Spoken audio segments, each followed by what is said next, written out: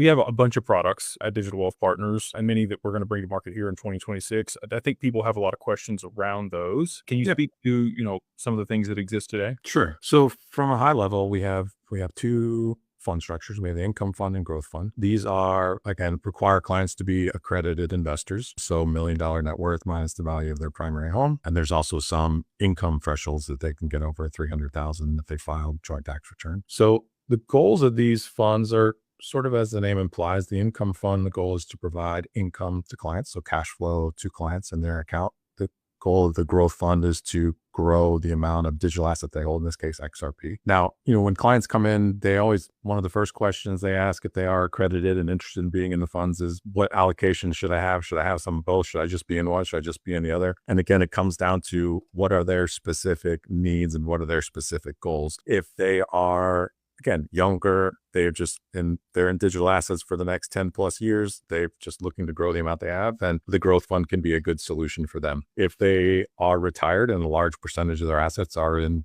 digital assets, then the income fund can be a good solution because it is, again, providing cash flow to them so they can help fund their lifestyle needs. And then some clients, obviously, it will make sense to be, some mix of that. They may not be retired, but they want some cash flow maybe to offset AUM, or again, maybe they just have a large chunk in, you've alluded to, what's the term you use? You're like digital asset rich, but cash poor.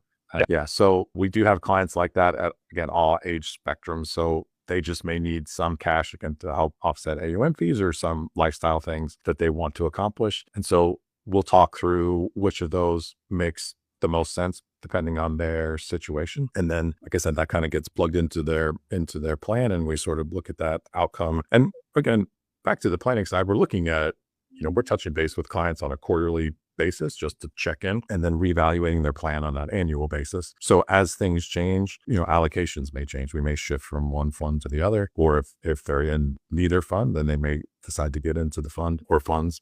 So again, very dependent kind of on what the client needs are at the time.